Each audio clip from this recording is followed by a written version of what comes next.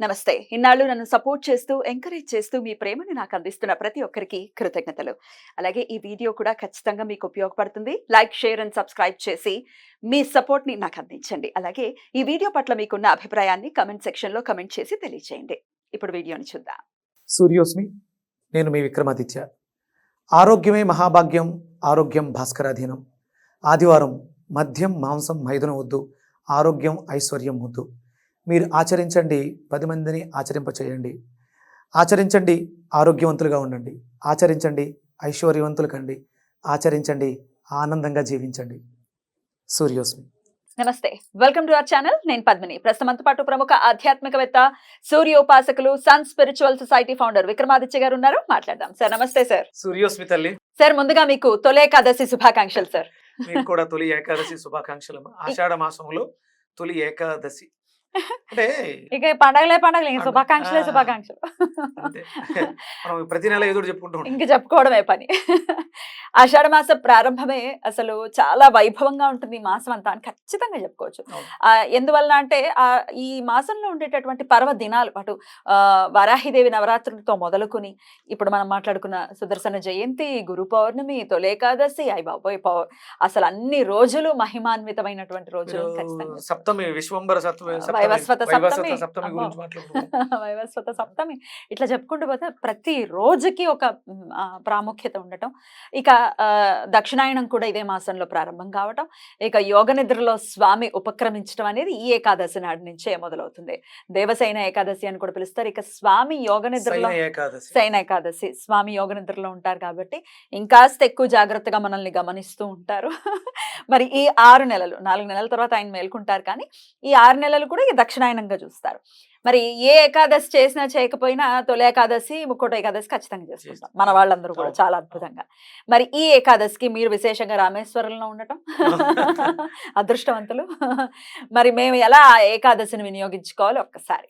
నిజంగా అంటే వెతుక్కుంటూ వెళితే, శరణు వేడితే దారి చూపిస్తారంటారు కదా. ఎన్నో అద్భుతాలు, నిగూఢ రహస్యాలు. నేను ఇంతకు ముందు మీతో కూడా చెప్పుకున్నాను. నేను అవ్యంగ భాను అది తెప్పించాను, కానీ చదవటం అవ్వలేదు. మనకి భవిష్యత్తు పురాణంలో ఉంటుంది అవ్యంగ భాను గురించి, దాని గురించి చదవటం అవ్వలేదు. దాంట్లో శ్రీకృష్ణ పరమాత్మ శ్రీకృష్ణ ఓవాచ ఉంటుంది. అంటే ఆయన చెప్పింది సూర్యుడు గురించి అర్జునుడితో ఆయన ఏం చెప్పాడు, ఎంత అద్భుతంగా చెప్పాడమ్మా. అంటే మనిషి తన జీవితాన్ని సార్థకం చేసుకోవడానికి రామేశ్వరం వెళ్ళటం అనేది ఎప్పటి నుంచో కళ. అప్పట్లా రీసెంట్ గా అంటే నేను మొదటిసారా ఫస్ట్ నేను కాశీ అయితే ఇలా అనుకుంటే అలా వెళ్ళిపోయేవాడిని. రామేశ్వరం ఆయన పిలుపు ఉండాలి ఇలా అనుకుంటే నేను ఒక 1 వీక్ లో కాశీ వెళ్ళాలి ఇమీడియట్ గా. ప్రతి సంవత్సరం కంపల్సరీ డిసెంబర్ నెలలో కాశీ వెళ్ళిపోయి ఆ 31st నైట్ గా లేకపోతే జనవరిలోనూ నేను ఇంటికి వెళ్ళేవాడిని. ఇది కంపల్సరీ. చాలా ఈజీ నాకు కాశీ వెళ్ళటం అనేది. ఇప్పుడు అనుకుంటారు నేను రేపు పొద్దున కాల కాశీలో ఉండగలను, అంత ఈజీగా వెళ్ళిపోతున్నాను. కానీ రామేశ్వరంలో ఎన్నిసార్లు అనుకున్నది అవ్వలే. రీసెంట్గా ఒక ఆర్టికల్ నన్ను చాలా ఇన్స్పైర్ చేసింది, అవసరం అనిపించింది. ఎస్, ఇవన్నీ కూడా నిగూఢ సూర్య ప్రతిష్టలు. అంటే సూర్యనారాయణమూర్తి జ్ఞానప్రదాత కాబట్టి వెళ్ళి రావడం అంటే అక్కడ కూడా జనం ఉంటారు, కానీ ఇక్కడ నుంచి మనం వెళ్ళాల్సిన అవసరం అంటే మనకు ఉంటుంది. కాశీలోని గంగను తీసుకెళ్ళి రామేశ్వరంలోంచి ఇసుక తీసుకొచ్చి వారణాసిలో అని చెప్పేసి అదే మన జన్మకి సార్థకత, మన భారతదేశం యొక్క వైశిష్ట్యం. తీసుకెళ్తున్నారా గంగని? మరి తీసుకెళ్తాను. నా దగ్గర ఒక గంగ ఏంటి, ఎక్కడికి వెళ్ళిన ఇన్ని సంవత్సరాలు గంగలు కూడా నా దగ్గర అన్ని తీసుకెళ్తారు. అదృష్టం. స్వామి ఇంత అద్భుతమైనటువంటి జలాన్ని తీసుకొచ్చాను. ప్రతి ఒక్కరికి కూడా ఆ కరుణ రావాలి. రామేశ్వరం అనేది డెఫినెట్ గా చాలా చాలా చాలా మహిమాన్వితమైంది. పర్సనల్ ఎక్స్పీరియన్సెస్ నాకు కూడా ఉన్నాయి. సో అట్లా డెఫినెట్ గా అదృష్టం. మేము కూడా అడిగినట్టు చెప్పండి మన ప్రేక్షకులందరి తరఫున. మన కుటుంబ సభ్యుల తరపు నుంచి నేను వెళ్ళి ఆ శక్తిని ధారపోయటం కానీ తీసుకురావడం 100%.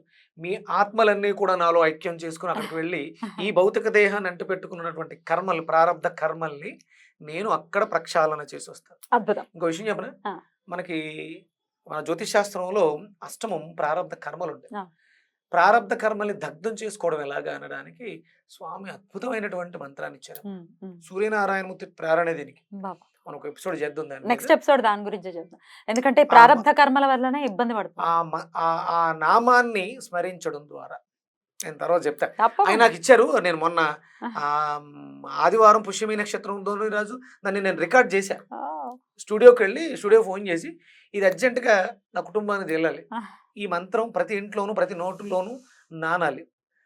రామనామం ఎలా అయితే మనకి మోక్షాన్ని ఇస్తుందో ఈ నామం కూడా వాళ్ళ ప్రారబ్ధ కర్మల్ని దగ్ధం చేస్తుంది అది నెక్స్ట్ ఎపిసోడ్ లో ఖచ్చితంగా తెలుసుకుందాం. అని రికార్డ్ చేయించారు. ఓకే, దాన్ని వినిపిద్దాం ఖచ్చితంగా.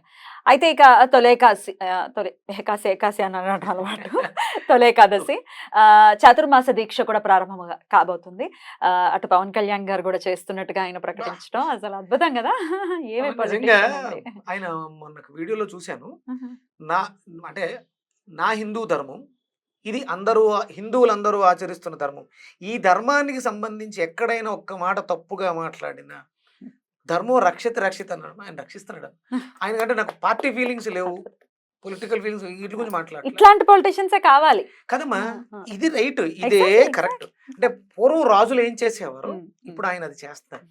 రాజులు మనం వెళ్ళిపోక్కర్లే, వాళ్ళకి ఏమి ఉచిత హామీలు ఇవ్వక్కర్లే. ధర్మం ఏంటి, ధర్మాన్ని ఆచరింపచేస్తారు. అద్భుతం. ఆయన చేసేది మన కోసం ఆ? డెఫినెట్ గా. ఇప్పుడు కాదమ్మా, ఇప్పుడు మొక్కేస్తే Hmm. ఇప్పుడు మొక్కేస్తుంది, ఎదిగి ఎప్పుడు కాయలు కాస్తుంది, అవును. ఎప్పుడు ఎవరు ఉంటామో పోతాము. రీసెంట్గా ఆయన ఏదో ఒక ఆ ఈస్ట్ గోదావరిలో కొన్ని ఏరియాల్లో కొబ్బరి ముక్కలు నాటితే 8 సంవత్సరాలకి కాపు కాస్తాయి. అదొక ప్రక్షాళన పెట్టుకున్నాడు ఆయన.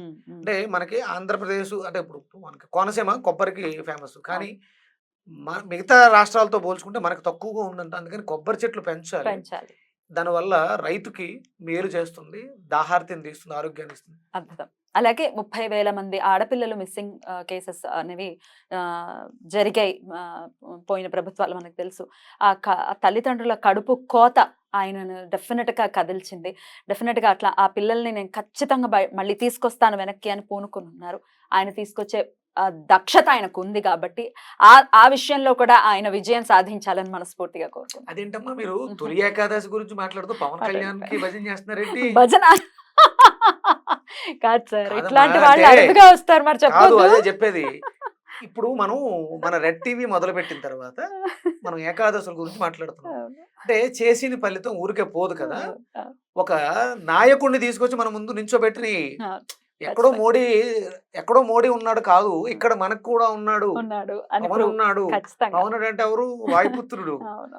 నేను చేస్తాను మరి ఆయన కదా. గురించి చెప్పుకోవద్దా? అయ్యో అమ్మా, అంటే ఇప్పుడు దైవనామ స్మరణ చేస్తే పుణ్యం వస్తుంది. ఇప్పుడు మనకి ఆ భగవంతుడు కనపడ్డు, మనకి ఏదో కావాలి. ఇప్పుడు ఆ ఆంధ్రప్రదేశ్ ఈస్ట్ గోదావరిలో అక్కడికి వెళ్ళి స్వామి నాకు ఇది కావాలంటే కష్టాన్ని తెలుసుకుని చేసి పెడుతున్నాడు కదా. దైవమే కదా, విష్ణుమూర్తి అనుకోవచ్చు.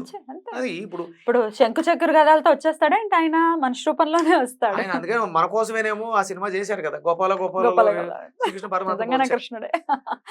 బ్రో అద్భుతం. సినిమాలో అవును. భగవంతుడి కింద వచ్చాడు. అవును.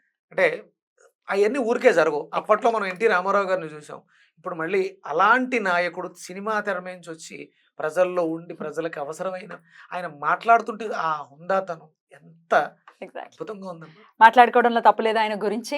అండ్ ఎంత మంది ఉంటారు ఇట్లాంటి వాళ్ళు భజన చేస్తున్నారు. మీరు ఏదో కామెంట్ మీరు సరదాగా అన్నారు, కమెంట్స్ కూడా నేను చాలా మంది చూస్తాను. ఆయన భజన చేస్తున్నాను, నువ్వు భజన అనుకుంటావో లేకపోతే ఇంకేమనుకుంటావో నీ ఇష్టం. ఇది స్వామికి ఆయన చూపించేటటువంటి ప్రేమ మాకు చాలా ఆనందాన్ని ఇస్తుంది. నువ్వు ఎలా తీసుకున్నా పర్వాలేదు.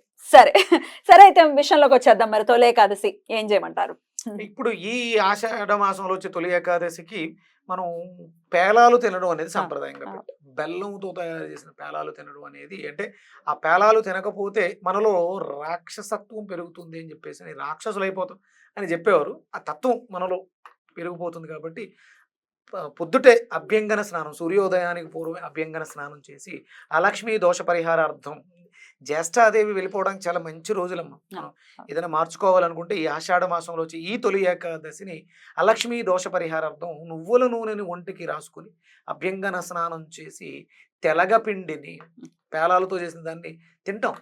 తెలగపిండి కూరలు చేసుకోవచ్చా మరి? చాలా బాగుంటాయి అవి చేయడం, పేలాలు కంపల్సరీ పేలాలని నివేదనగా పెట్టి దాన్ని మనం ప్రసాదంగా స్వీకరించడం అనేది చాలా విశేషం. Hmm. ఇక మనం రెగ్యులర్ గా చేసేది అంటే పేలాలని ఎందుకు తినాలి అంటే ఆ రోజు వండినవి తినరు. Ah. ఇవి దాన్ని వేపు అదే వేడి చేస్తే చిటపట్లాడుతూ పాప్కార్న్ ఆ? పాప్కార్న్ పాప్కార్న్ జస్ట్ చిన్న పాప్కార్న్, చిన్నది. Small popcorn. దాంట్లో బెల్లం పొడి వేసుకుని తింటాం.